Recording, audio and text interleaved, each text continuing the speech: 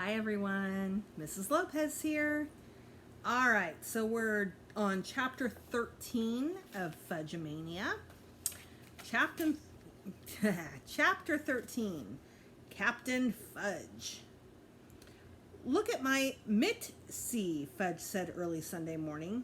The two of us were on the porch, waiting for Grandma to call us into breakfast. She was making pancakes as a special treat. Doesn't it look good? He handed his baseball glove to me. Feel how soft it is. What'd you do? I asked. There were dark splotches all over it. Oiled it, like the man in the store said. What'd you use? Guess. I sniffed his glove. There was a familiar smell to it. I'll give you a hint, he's saying. It's pink. Pink oil? Yes, he said. You give up? Yeah, I definitely give up. Oil of Olay.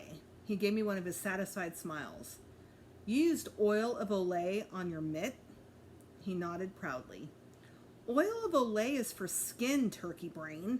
Mom uses it on her face. I'm not a turkey brain. You're the turkey brain, and you're just jealous because your mitt's not as soft as mine. Yeah, right. And I'm jealous that my mitt doesn't smell like that pink stuff, too. I like the smell. I'm glad, because you're going to be smelling it for a long time. What'd you do? Use up the whole bottle? The man in the store said to oil it every night, remember? He said a few drops, and he was talking about neat's foot oil. What's neat's foot oil? It's what you're supposed to use on a baseball glove. I watched the expression on his face change as he got the message.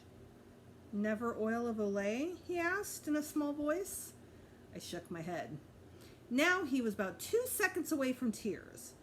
Why didn't I just tell him his glove looks great? Why did I have to make such a big deal out of it? So I said, look, it's not like you did anything wrong. You were just being, I paused, trying to find the right word. Creative, he asked. Yeah, creative. I handed him his glove and went to see what Jimmy was doing. He was still in bed, sound asleep. Hey, Jimmy, wake up. He rolled over and buried his head under the pillow. I'm not getting up today, he mumbled, curling himself into a ball. I pulled the covers off him. The ball game starts at 10 a.m. What ball game? You know what ball game. Oh, that ball game. I'll probably strike out every time I'm up. So what, I said. It's not every day you get to play with Big Apfel. I've never even heard of this guy until you started in on him. Too bad, I said, because he's headed for the Hall of Fame. Says who? Jimmy asked. Says me. There were more people at the high school field than I'd ever seen in Southwest Harbor, and more dogs than I'd ever seen anywhere, except in Central Park on a sunny day. Enough dogs for a team of their own. When Sheila saw all those dogs, she screamed and ran back to her father's car. I'll wait here, she said, slamming the door. It's going to be a long wait, Mr. Tubman told her. I don't mind, she said. I brought a book just in case. I thought you weren't afraid of dogs anymore, I said. I'm not, once I know them, but strange dogs can give you diseases. Not if you don't kiss them, I said. Ha ha. If you change your mind, Mr. Tubman began. I'll never change my mind, Sheila told him. Mr. Tubman shook his head, but he didn't force Sheila out of the car. Jimmy and I headed for the field. I stopped in my tracks when I saw this great-looking girl in a red striped t-shirt stretching out near third base. It was Isabel. That's her, I told Jimmy. He gave me a blank look. Isabel, from the library, I said. Really? Jimmy said. That's Izzy? Yeah. She's incredibly ugly. What, are you crazy? I said. She's beautiful. Jimmy slapped his thigh and laughed. I got you that time, I said. He said. Very funny, I told him. There were other familiar faces, too. The woman who owns Oz Books was there. I call her Dorothy of Oz, even though that's not her real name. And the butcher from Sawyer's Market, Bicycle Bob, was there, too. He said, so, how's the newest member of the ISAF club? Great, I told him. Keeping your mouth shut, he asked. I'm trying. That's the way. He cuffed me on my shoulder. Suddenly, a low murmur ran through the crowd. Everyone looked toward home plate. And there he was, dressed in full Red Sox uniform. Big Apfel, in the flesh. I recognized him right away, first by his height. 6 feet 6 inches without spikes, and second because he still looks a lot like the picture on his baseball card, except he's gained a few pounds and now his hair is gray. Everyone gathered around him. You could feel the excitement. Mitzi and Fudge were right in the middle of it, each with an arm around one of Big's legs. I tried to work my way closer, but I got shoved aside by the guy from the hardware store. My heart was pounding. Please let me be on his team, I prayed. I'll never ask for another thing if I can just play on his team. Then Big spoke and his voice boomed. As most of you already know, these old knees aren't what they used to be. I can't take the field or run the bases anymore. He looked right at me and nodded, as if he knew me. But I can still knock one out of here every now and then. I cheered with the crowd. So to be fair, Big continued, I bat for both sides. Everybody cheered again. Everybody except me. What? I said. How can he bat for both sides? That's impossible. That's against the official rules. When in Rome, some woman who was standing next to me said. I glared at her. She glared back and repeated the whole phrase, as if I hadn't gotten it the first time. When in Rome, do as the Romans do. I've got news for you, I told her, feeling my face turn hot. We're not in Rome. And I've got news for you, Junior, she said. Rudeness will not be tolerated in this game. Who's being rude, I asked. Cut it out, Peter, Jimmy whispered, grabbing my arm. I shook him off. Calm down, will you? He said. It's just a game. I suppose you think it's fair for him to bat both sides. Yeah, I do. I looked away. My throat felt tight. Big grabbed a fistful of straws and everyone who wanted to be captain drew one, including Jimmy and me. Look, Fudge said, holding up a short straw. I'm captain. Isabel held up the other short straw. I'm captain too. I can't believe it, I said. Maybe she'll pick you for her team, Jimmy said. Yeah, sure. I wasn't about to admit it. I was hoping the same thing. Hey, Izzy, Fudge called. I'm writing that book. I'm already on chapter 4. Fantastic, Isabel called back. Let's go, some guy with a serpent tattoo shouted. Choose up sides. This is a ball game, not a social hour. Captain Fudge, with his oil of Olay mitt, got to choose first. So who did he pick? The biggest, strongest looking player? No, that would have made too much sense. He chose Mitzi. Then it was Isabel's turn. If I were the amazing Kreskin, I'd be able to make her choose me. I concentrated on my name, trying to get the message through to her. Peter Warren Hatcher. Peter Warren Hatcher. Isabel looked at me and I smiled and smiled. Yes, I thought. It's gonna work. I closed my eyes. When I did, Isabel chose Tony Eichel. Then Fudge picked me. Goodbye, Isabel. I tried to get him to choose Jimmy next, so at least I'd have a friend on my team. But did he listen? No. And Jimmy wound up on Isabel's team. Nothing was working out the way I'd planned. Absolutely nothing. Our side took the field. When in Rome was on first base, I was on second, Buzzy Sr. was on third, Fudge and Mitzi stood next to each other at shortstop, and Dad was on the mound. Isabel's team lined up. Tony Eichel was their first batter. Dad threw a fastball, but it was wild. He threw 6 more before he settled down. Lucky for us, it's a no-walk game. Tony popped up the first one that crossed the plate. It came toward me. I was ready for it, but I took my eye off the ball just for a second, just to make sure Big Apfel was watching. When I did, the ball dropped at my feet. I picked it up and panicked. My throw to first went over the head of When in Rome. Wake up, Junior, she yelled. Where are your eyes? In the back of your head? I could feel everyone staring at me. I swallowed hard and blinked back tears. If only I could do it over. I know I'd make the catch. It's all right, Peter, Dad said. We all make mistakes. Sure, I thought, but we don't all make 2 on the first play of the game. My legs were shaking, and I felt Grandma's pancakes bouncing around in my stomach. Before the first half of the inning was over, Isabel's team had 5 runs, and Big hadn't even come up. When he did, he slammed one out of sight, and 2 more runs scored. Finally, it was our turn at bat.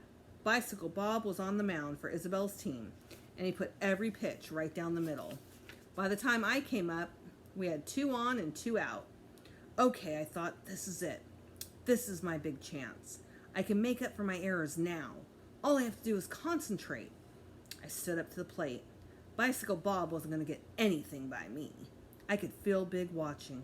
I could feel him thinking, this guy might have potential after all. Bicycle Bob wound up and threw the first pitch. I took a huge cut and missed, spinning all the way around. It's Fudge-O-Mania, Mitzi sang. No, it's not, Fudge told her. It's a strike. Oh, Mitzi said, disappointed. I took another swing and missed again. Keep your eye on the ball, Pete, Fudge called. Just what I needed. My 5-year-old brother giving me tips at the plate. Bicycle Bob threw the next pitch. This time, I was ready for it. I heard the crack of the bat as it connected with the ball. It was a good, strong shot. But wait! It was headed straight for Grandma, who was playing deep at third. Run! My team yelled. I ran for first, trying to keep my eye on Grandma at the same time. I hoped the ball wouldn't knock her down. But I worried for nothing, because Grandma jumped with her glove up high. She made a fantastic catch. I was out. Isabel's team cheered. Thanks a lot, Grandma. Just when I thought things couldn't get any worse, they did. We were back in the field. Isabel came up to the plate. She's one of those players who wiggles the bat. Actually, she wiggles more than that bat, but I tried not to notice. She knocked a slow grounder right at Mitzi. But Mitzi knew what to do. She had her glove on the ground and her legs together so the ball couldn't get through. She stopped it. She picked it up. Look, she called, shouting everyone. I got the ball. Throw! We all yelled at her. She looked confused. Then threw the ball to Fudge, who was standing right next to her. By then, Isabel was on her way to second. Here, I yelled at Fudge. But instead of throwing the ball, he ran it over and personally handed it to me. By then, Isabel was on her way to third. Throw, Peter! Buzzy Sr. yelled. But I was scared. I'd throw it away again, so I decided to fake a throw instead. And it worked. Isabel headed back to second. When she realized I still had the ball, she turned and tried for third again. We had her trapped between the bases. There was only one sure way to get her out, so I ran after her. It wasn't my fault she changed directions again and we collided, falling to the ground together. This isn't football, she shouted. Then she stood up, brushed herself off, and marched off the field. Yeah, Izzy, Fudge cheered. She's on the other team, I told her. You're supposed to cheer for me. I'm the one who tagged her out. Yeah, Pete. He and Mitzi cheered, jumping up and down. They were the only ones who did. As if that weren't enough, in the final inning, Jimmy hit a perfect double to left field. And Big shouted, way to go, son! I thought Big wasn't supposed to root for either team. I thought he was supposed to stay neutral. Finally, the game was over. Captain Fudge didn't mind that his team lost 26-8, or that he struck out every time he came to bat. He and Jimmy yacked all the way home. They sang, take me out to the ball game. They made plans for next Sunday's game. I thought you had to leave on Thursday, I said. Nah, my dad said as long as the weather's good, we can stay a little while longer. Great, I said, but I wasn't sure I meant it. Big says I have real potential, Jimmy told me. He says I just have to build up my confidence. He says once I have confidence, there won't be any stopping me. I might even be heading for the majors. Great, I said again. Now I know how Dad felt yesterday on the boat, like a real loser.